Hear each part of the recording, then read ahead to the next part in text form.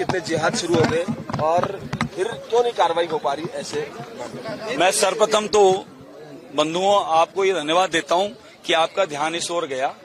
पिछले कांग्रेस के शासन में 5 साल में हम लोग इतना हल्ला कर रहे थे और हम लोगों को दिखा रहे थे किस प्रकार के जिहाद चल रहे हैं, जमीनों कब्जा करने के और रोहिंग्या के, बांग्लादेशियों के और हमारी सरकारी भूमियों पर इस प्रकार के वक्फ बोर्ड, मुस्लिम बोर्ड, बांग्लादेशी आकर यहाँ पर कब्जे कर रहे थे। लेकिन 5 साल सरकार इतनी भारी थी कि उस सरकार के आवाज में हम सबको दबाया जा रहा था और हमारी आवाज इतनी बुलंद हुई कि जनता ने सामूहिक रूप से तय किया कि इस बार भाजपा की सरकार लाएंगे, ये तुष्टीकरण वालों को भगाएंगे। और वही हुआ, भाजपा की सरकार बनी, बिना तुष्टीकरण के, बिना भेदभाव के, सबको साथ लेके सबको विकास की बात की गई। मोदी जी का जो कथन है उसी पर काम किया। लेकिन मन में ये पीड़ा जो थी वो पीड़ा अब सामने सच में निकल के आई और सच्चाई धरातल पे आई। अन्यथा 8-9 महीने पहले जब सरकार कांग्रेस की थी, इस बारे में आप सवाल भी नहीं करते थे और इस बारे में कोई जवाब भी नहीं देता था, क्योंकि ऊपर से डंडा पड़ता था। और मैं खुद राजद्रोह के केस में इस मामले में फंसाया गया था। 3 केस मुझ पे लगाए थे कि मैं इस सच्चाई क्यों बोल रहा हूं। इसलिए अब भाजपा की सरकार आई तो ये माने कि कम से कम हम लोग आज बोलकर उन समस्याओं को निराकरण के लिए खड़े हो गए हैं। और उस क्रम में ये समस्याएं, बीमारियां सामने आई है और ये बीमारियां सामने है तो इलाज भी अब समय से हो जाएगा।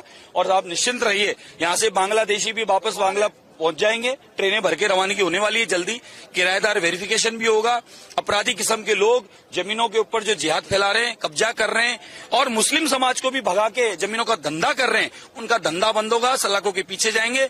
दस्तावेज सहित जल्दी आप लोगों के सामने पुनः आने वाला हूं और आपको दस्तावेज सहित दिखाऊंगा कौन कौन जमीन, कौन कौन खसरा नंबर और कौन कौन आदमी उसके मेंबर, उन्होंने इन जमीनों का इस प्रकार से धंधा किया है और जमीनों से बेदखल करके उन जमीनों का व्यापार किया है। इसलिए ये जिहाद जो है ये बंद होना चाहिए। जमीनें कब्जा करने का जिहाद है, ये भी बंद होना चाहिए। भारत माता की को लेकर के क्या कहेंगे? बिल्कुल, अगर अवैध निर्माण हुए हैं तो वो तोड़े जाएंगे, सीज होंगे और गलत काम जो हो रहे हैं उनकी मेरे यहाँ कम से कम कोई जगह नहीं है। आप मुझे लिस्ट बना के दीजिए, आपके सामने कार्रवाई नहीं हो तो मुझे बोलिए। जयपुर में धर्मांतरण को लेकर देखिए, ऐसी संस्थाओं पर बैन होना चाहिए और ये जो भी मिशनरियां हैं, जो भी संगठन है, षड्यंत्र करके गरीबों को बहला फुसलाकर, लोभ लालच देकर, कुछ जगह डरा धमकाकर धर्म परिवर्तन करने का ही काम करते हैं। तो ऐसी ही संस्थाओं को पाबंद करना चाहिए, जेल के पीछे डालना चाहिए और इस प्रकार की संस्थाओं को जहां जहां पता चलता है वहां कड़क कानून का उपयोग करते हुए काम होगा। मैं मानता हूं कि ऐसी संस्थाएं दोबारा हिम्मत नहीं करेगी और धर्मांतरण जैसी स्थितियां ये उत्पन्न कर देती है, वो स्थितियां उत्पन्न नहीं होगी।